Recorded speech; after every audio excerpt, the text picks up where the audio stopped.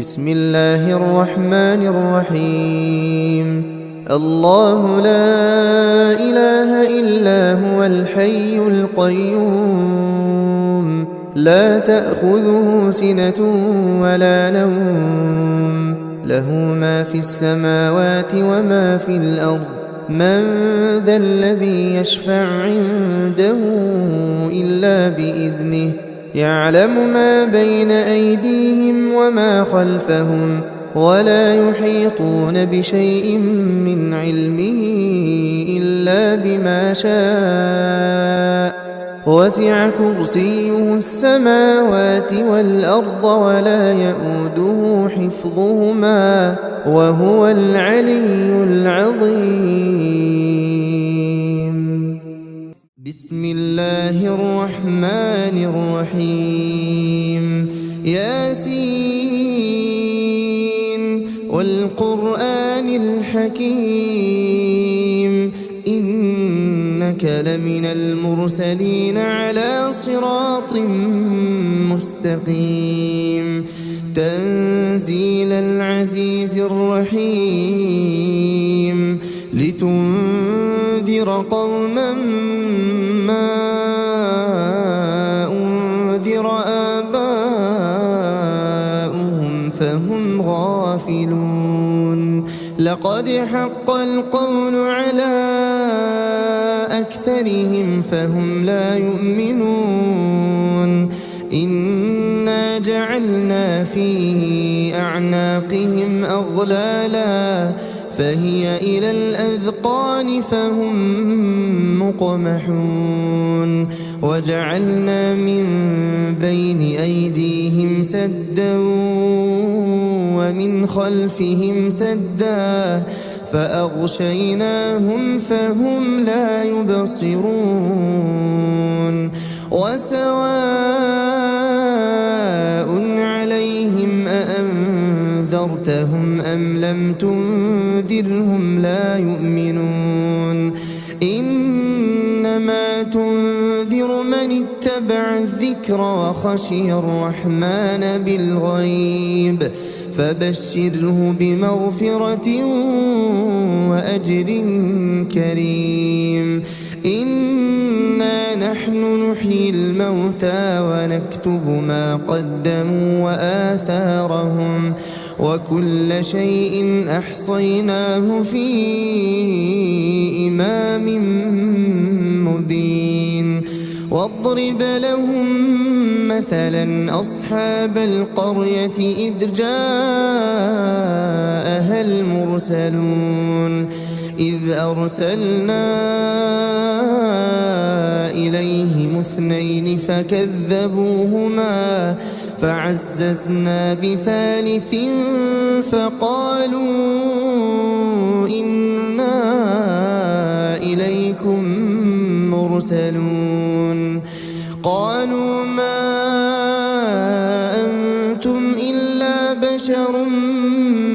مثلنا وما أنزل الرحمن من شيء إن أنتم إلا تكذبون قالوا ربنا يعلم إنا إليكم لمرسلون وما علينا إلا البلاغ المبين قالوا إنا تطيرنا بكم لئن لم تنتهوا لنرجمنكم وليمسنكم منا عذاب أليم قالوا طائركم معكم أئن ذكرتم بل أنتم قوم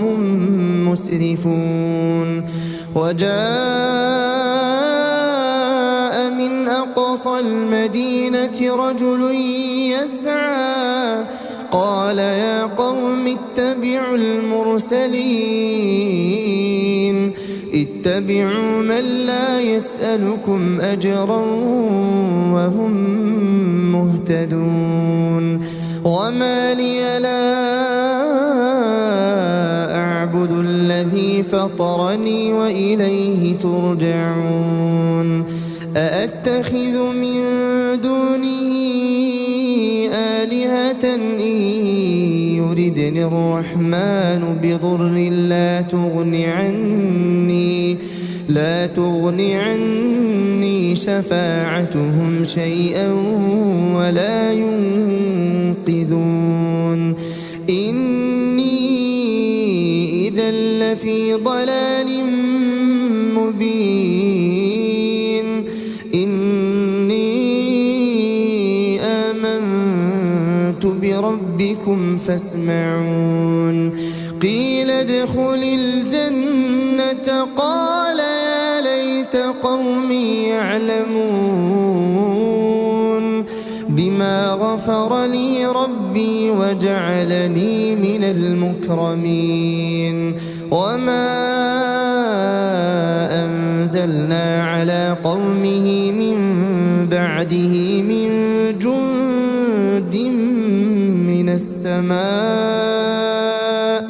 وما كنا منزلين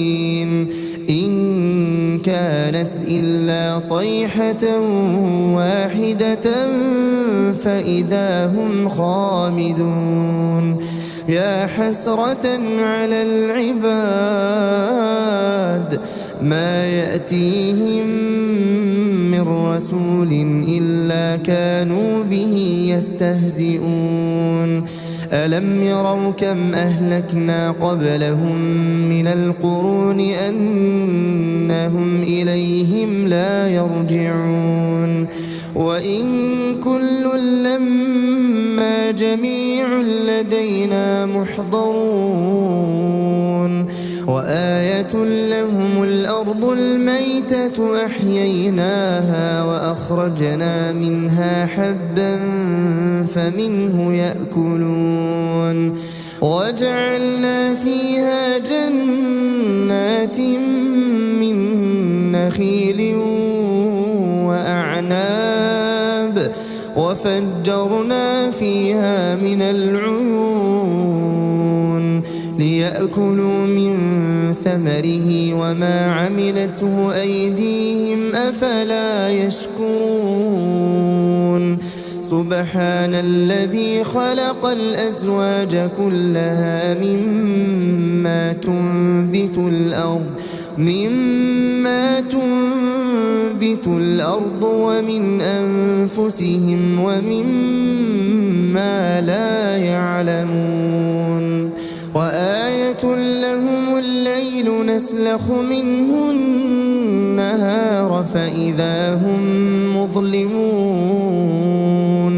والشمس تجري لمستقر لها ذلك تقدير العزيز العليم والقمر قدرناه منازل حتى عاد كالعرجون القديم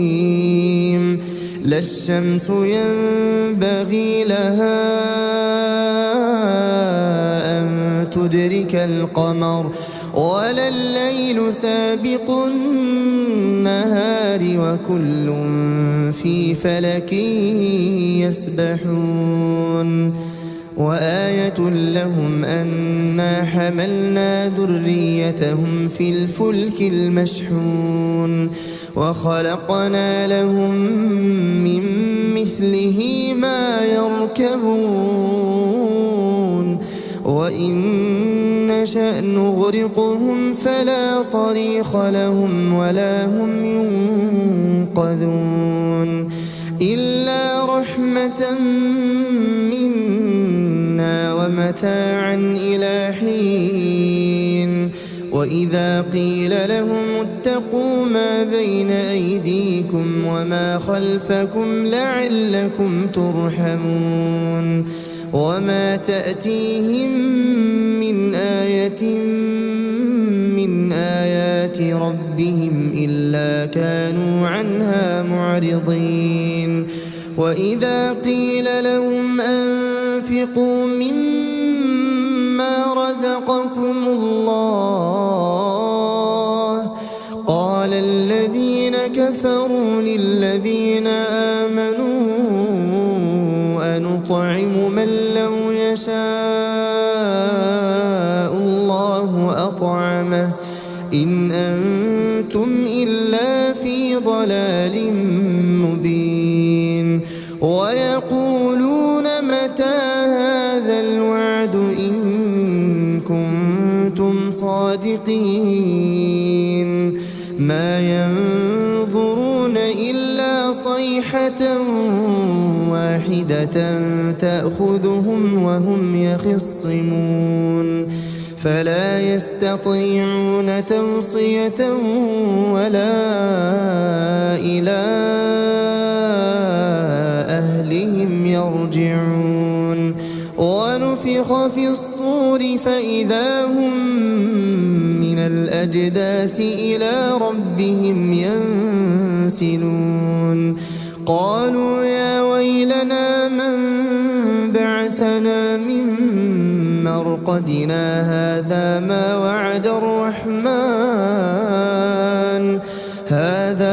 وعد الرحمن وصدق المرسلون إن كانت إلا صيحة واحدة فإذا هم جميع لدينا محضرون فاليوم لا تظلم نفس شيئا ولا تجزون إلا ما كنتم تعملون إن أصحاب الجنة اليوم في شغل فاكهون هم وأزواجهم في ظلال على الأرائك متكئون لهم فيها فاكهة ولهم ما يدعون سلام قولا من رب رحيم وامتازوا اليوم أيها المجرمون ألم أعهد إليكم يا بني آدم ألا تعبدوا الشيطان إنه لكم عدو مبين وأن اعبدوني هذا صراط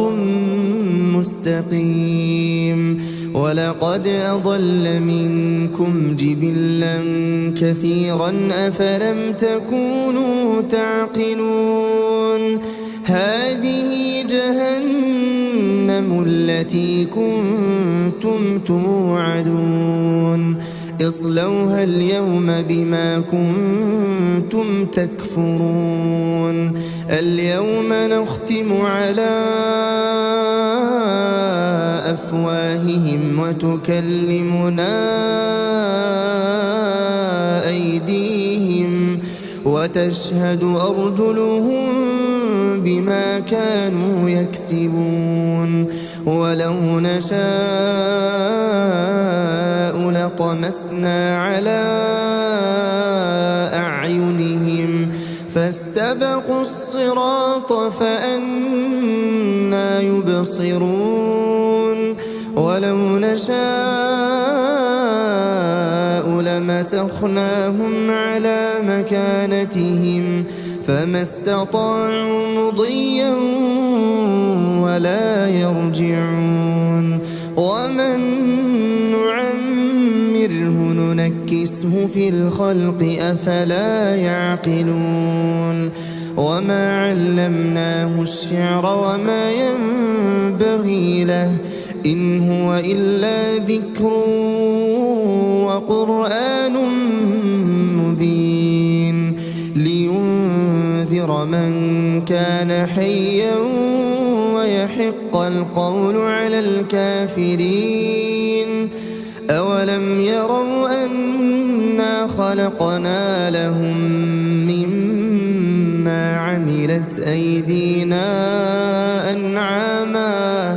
فهم لها مالكون وذللناها لهم فمنها ركوبهم ومنها يأكلون ولهم فيها منافع ومشارب أفلا يشكرون واتخذوا من دون الله آلهة لعلهم ينصرون لا يستطيعون نصرهم وهم لهم جند محضرون فلا يحزنك قولهم إنا نعلم ما يسرون وما يعلنون أولم ير الإنسان أنا خلقناه من نطفة فإذا هو خصيم مبين وضرب لنا مثلا ونسي خلقه قال من يحيي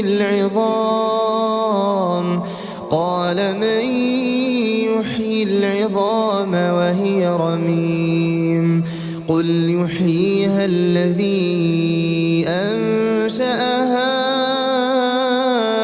أول مرة وهو بكل خلق عليم الذي جعل لكم من الشجر الأخضر نارا فإذا أنتم منه توقدون أوليس الذي خلق السماوات والأرض بقادر على أن يخلق مثلهم بلى وهو الخلاق العليم إنما أمره إذا أراد شيئا أن يقول له كن فيكون فسبحان الذي بيده ملكوت كل شيء وإليه ترجعون. بسم الله الرحمن الرحيم. الرحمن علم القرآن خلق الإنسان علمه البيان الشمس والقمر بحسبان والنجم والشجر يسجدان والسماء رفعها ووضع الميزان ألا تطغوا في الميزان وأقيموا الوزن بالقسط ولا تخسروا الميزان والأرض وضعها للأنام فيها فاكهة والنخل ذات الأكمام والحب ذو العصف والريحان فبأي آلاء ربكما تكذبان خلق الإنسان من صلصال كالفخار وخلق الجان من مارج من نار فبأي آلاء ربكما تكذبان رب المشرقين ورب المغربين فبأي آلاء ربكما تكذبان مرج البحرين يلتقيان بينهما برزخ لا يبغيان فبأي آلاء ربكما تكذبان يخرج منهما اللؤلؤ والمرجان فبأي آلاء ربكما تكذبان وله الجوار المنشآت في البحر كالأعلام فبأي آلاء ربكما تكذبان كل من عليها فان ويبقى وجه ربك ذو الجلال والإكرام فبأي آلاء ربكما تكذبان يسأله من في السماوات والأرض كل يوم هو في شأن فبأي آلاء ربكما تكذبان سنفرغ لكم أيها الثقلان فبأي آلاء ربكما تكذبان يا معشر الجن والإنس إن استطعتم أن تنفذوا من أقطار السماوات والأرض فانفذوا لا تنفذون إلا بسلطان فبأي آلاء ربكما تكذبان يرسل عليكما شواظ من نار ونحاس فلا تنتصران فبأي آلاء ربكما تكذبان فإذا انشقت السماء فكانت وردة كالدهان فبأي آلاء ربكما تكذبان فيومئذ لا يسأل عن ذنبه إنس ولا جان فبأي آلاء ربكما تكذبان يعرف المجرمون بسيماهم فيؤخذ بالنواصي والأقدام فبأي آلاء ربكما تكذبان هذه جهنم التي يكذب بها المجرمون يطوفون بينها وبين حميم آن فبأي آلاء ربكما تكذبان ولمن خاف مقام ربه جنتان فبأي آلاء ربكما تكذبان ذواتا أفنان فبأي آلاء ربكما تكذبان فيهما عينان تجريان فبأي آلاء ربكما تكذبان فيهما من كل فاكهة زوجان فبأي آلاء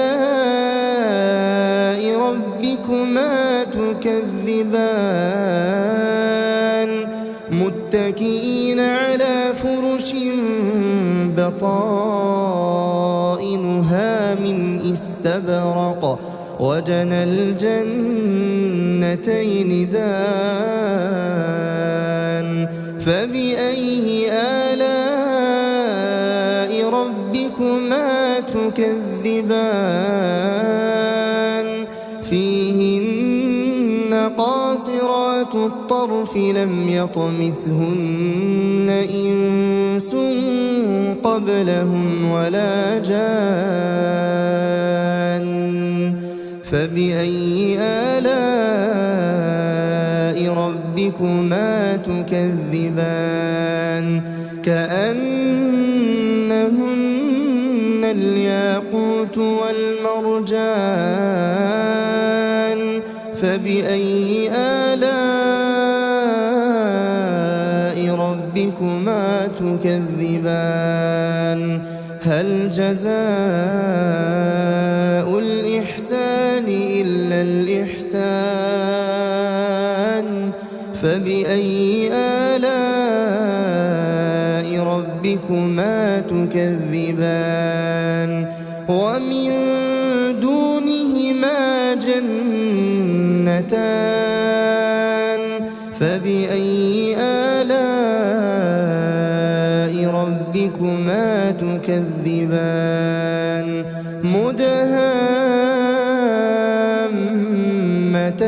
مدهامتان فبأي آلاء ربكما تكذبان فيهما عينان نضاختان فبأي آلاء ربكما تكذبان فيهما فاكهة ونخل ورمان فبأي آلاء ربكما تكذبان فيهن خيرات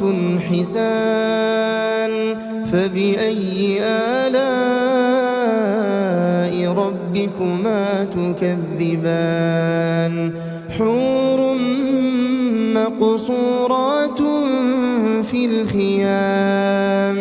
فبأي آلاء ربكما تكذبان لم يطمثهن إنس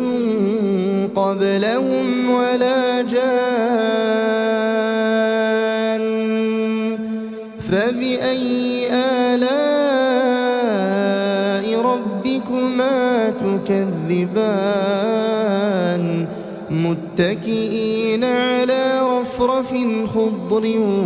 وعبقري حسان فبأي آلاء ربكما تكذبان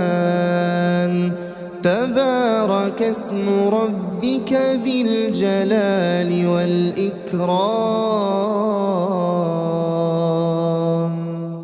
بسم الله الرحمن الرحيم إذا وقعت الواقعة ليس لوقعتها كاذبة خافضة رافعة إذا رجت الأرض رجا وبست الجبال بسا فكانت هباء منبثا وكنتم أزواجا ثلاثة فأصحاب الميمنة ما أصحاب الميمنة وأصحاب المشأمة ما أصحاب المشأمة والسابقون السابقون أولئك المقربون في جنات النعيم ثلة من الأولين وقليل من الآخرين على سرر موضونة متكئين عليها متقابلين يطوف عليهم ولدان مخلدون بأكواب وأباريق وكأس من معين لا يصدعون عنها ولا ينزفون وفاكهة مما يتخيرون ولحم طير مما يشتهون وحور عين كأمثال اللؤلؤ المكنون جزاء بما كانوا يعملون لا يسمعون فيها لغوا ولا تأثيما إلا قيلا سلاما سلاما وأصحاب اليمين ما أصحاب اليمين في سدر مخضود وطلح منضود وظل ممدود وماء مسكوب وفاكهة كثيرة لا مقطوعة ولا ممنوعة وفرش مرفوعة إنا أنشأناهن إنشاء فجعلناهن أبكارا عربا أترابا لأصحاب اليمين ثلة من الأولين وثلة من الآخرين وأصحاب الشمال ما أصحاب الشمال في سموم وحميم وظل من يحموم لا بارد ولا كريم إنهم كانوا قبل ذلك مترفين وكانوا يصرون على الحنث العظيم وكانوا يقولون أئذا متنا وكنا ترابا وعظاما أئنا لمبعوثون أو آباؤنا الأولون قل إن الأولين والآخرين قل إن الأولين والآخرين لمجموعون إلى ميقات يوم معلوم ثم إنكم أيها الضالون المكذبون لآكلون من شجر من زقوم فمالئون منها البطون فشاربون عليه من الحميم فشاربون شرب الهيم هذا نزلهم يوم الدين نحن خلقناكم فلولا تصدقون أفرأيتم ما تمنون أأنتم تخلقونه أم نحن الخالقون نحن قدرنا بينكم الموت وما نحن بمسبوقين على أن نبدل أمثالكم وننشئكم فيما لا تعلمون ولقد علمتم النشأة الأولى فلولا تذكرون أفرأيتم ما تحرثون أأنتم تزرعونه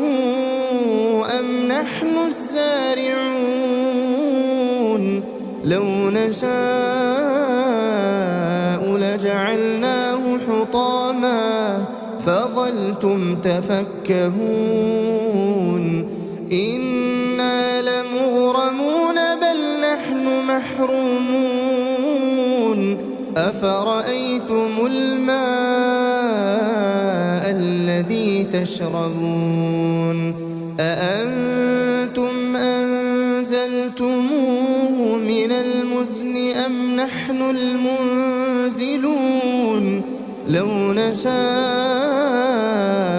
جعلناه أجاجا فلولا تشكرون أفرأيتم النار التي تورون أأنتم أنشأتم شجرتها أم نحن المنشئون نحن جعلناها تذكرة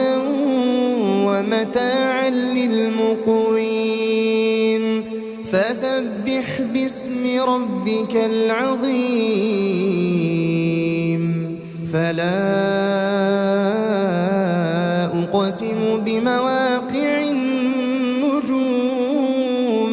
وإنه لقسم لو تعلمون عظيم إنه لقرآن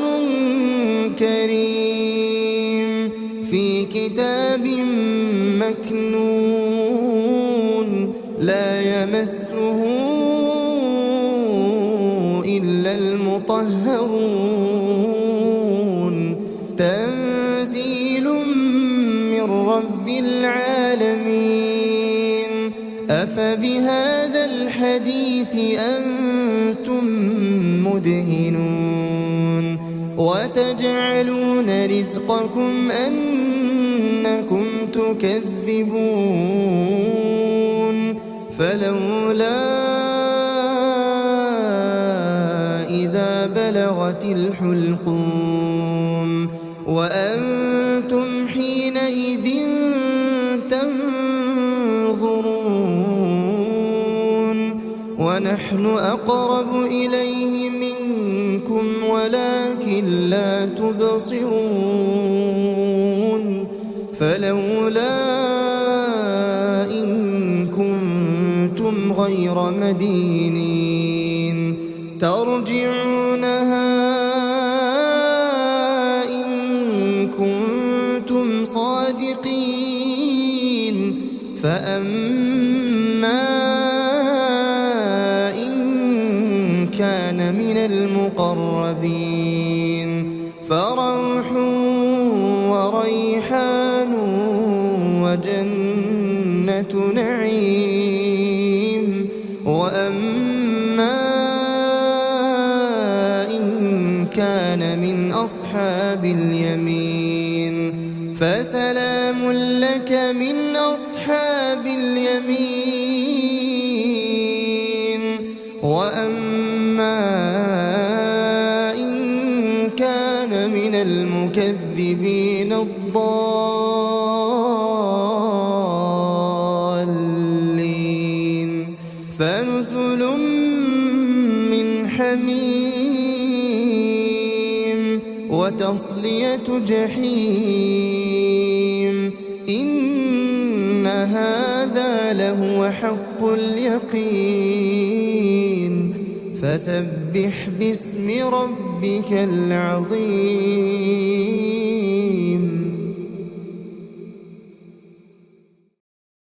بسم الله الرحمن الرحيم تبارك الذي بيده الملك وهو على كل شيء قدير الذي خلق الموت والحياة ليبلوكم أيكم أحسن عملا وهو العزيز الغفور الذي خلق 7 سماوات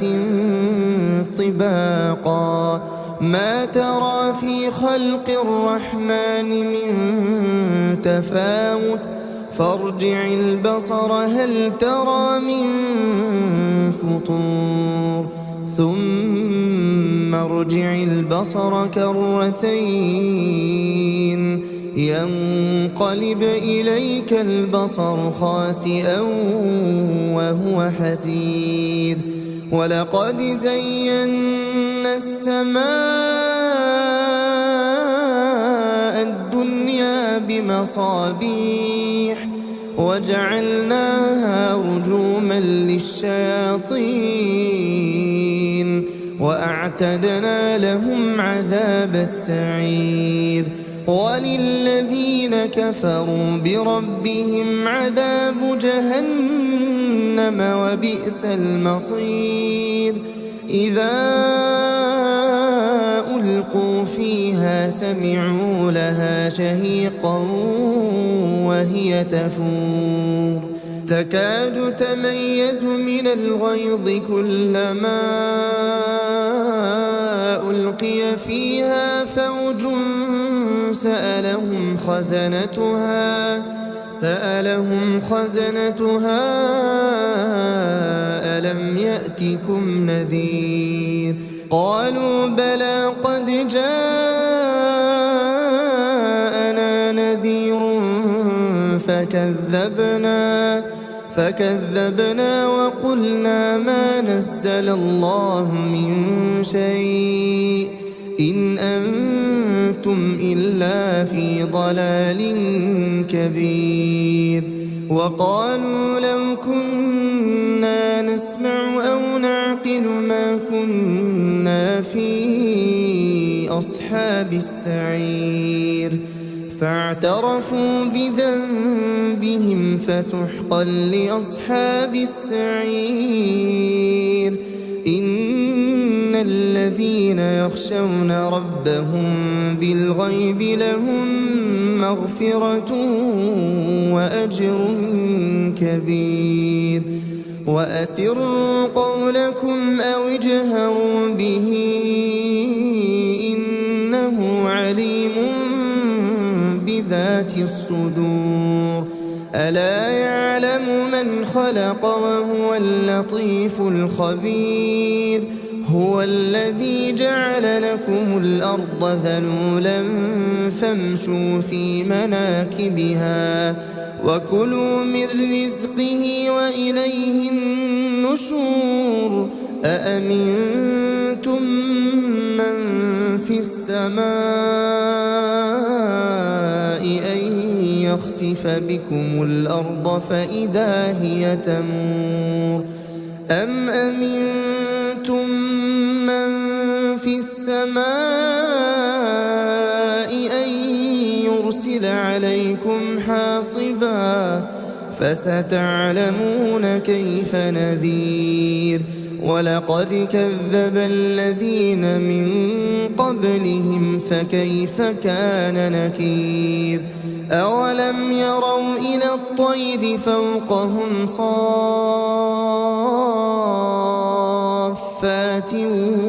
ويقبضن ما يمسكهن إلا الرحمن إنه بكل شيء بصير أمن هذا الذي هو جند لكم ينصركم من دون الرحمن إن الكافرون إلا في غرور أمن هذا الذي يرزقكم إن أمسك رزقه بل لجوا في عتو ونفور أفمن يمشي مكبا على وجهه أهدى أمن يمشي سويا على صراط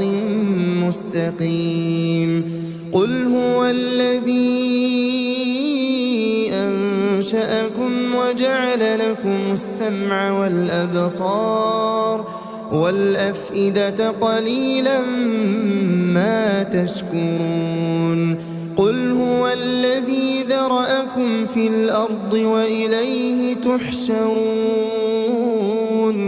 ويقولون متى هذا الوعد إن كنتم صادقين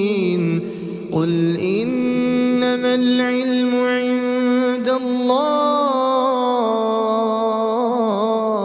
وإنما أنا نذير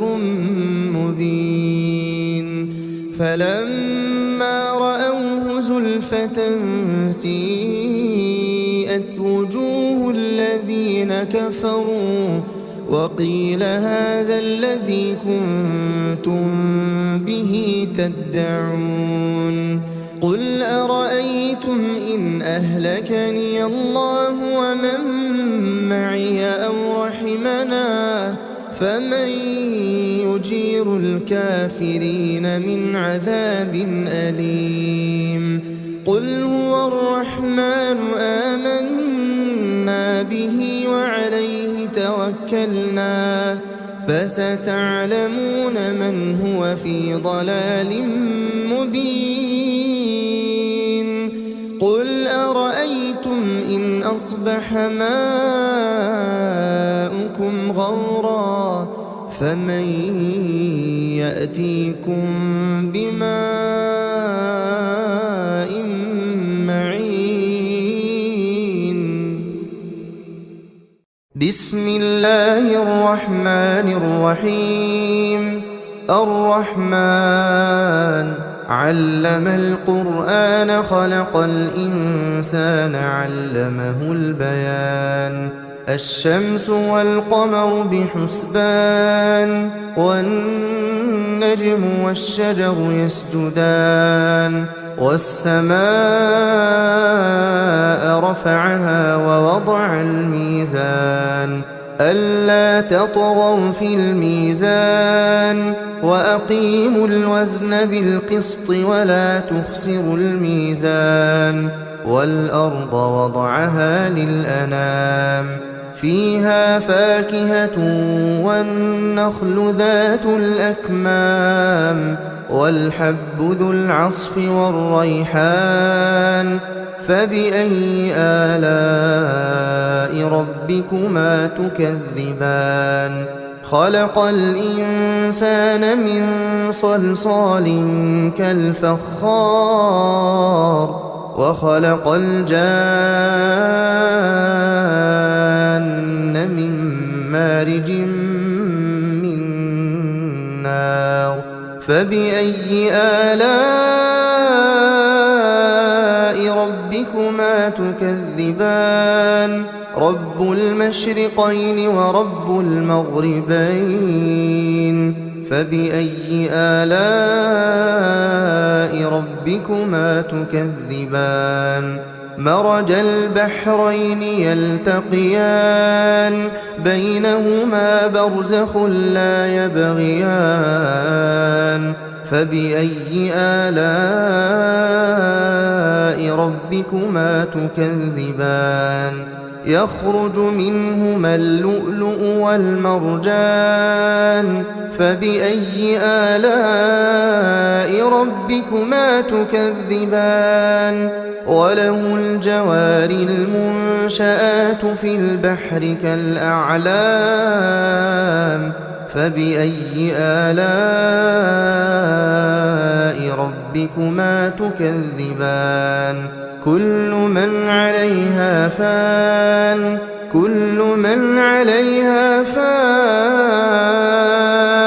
ويبقى وجه ربك ذو الجلال والإكرام فبأي آلاء ربكما تكذبان يسأله من في السماوات والأرض كل يوم هو في شأن فبأي آلاء ربكما ربكما تكذبان سنفرغ لكم أيها الثقلان فبأي آلاء ربكما تكذبان يا معشر الجن والإنس إن استطعتم أن تنفذوا من أقطار السماوات والأرض فانفذوا لا تنفذون إلا بسلطان فبأي آلاء ربكما تكذبان يرسل عليكما شواظ من نار ونحاس فلا تنتصران فبأي آلاء ربكما تكذبان فإذا انشقت السماء فكانت وردة كالدهان فبأي آلاء ربكما تكذبان فيومئذ لا يسأل عن ذنبه إنس ولا جان فبأي آلاء ربكما تكذبان يعرف المجرمون بسيماهم فيؤخذ بالنواصي والأقدام فبأي آلاء ربكما تكذبان هذه جهنم التي يكذب بها المجرمون يطوفون بينها وبين حميم آن فبأي آلاء ربكما تكذبان ولمن خاف مقام ربه جنتان فبأي آلاء ربكما تكذبان ذواتا أفنان فبأي آلاء ربكما تكذبان فيهما عينان تجريان فبأي آلاء ربكما تكذبان فيهما من كل فاكهة زوجان فبأي آلاء ربكما تكذبان متكئين على فرش بطائنها من استبرق وجنى الجنتين دان فبأي آلاء ربكما تكذبان فيهن قاصرات الطرف لم يطمثهن إنس قبلهم ولا جان فبأي آلاء ربكما تكذبان كأنهن الياقوت والمرجان فبأي آلاء ربكما تكذبان هل جزاء الإحسان إلا الإحسان فبأي آلاء ربكما تكذبان ومن دونهما جنتان فبأي آلاء ربكما تكذبان مدهامتان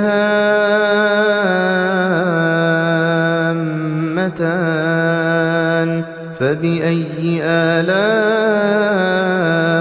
ربكما تكذبان فيهما عينان نضاختان فبأي آلاء ربكما تكذبان فيهما فاكهة ونخل ورمان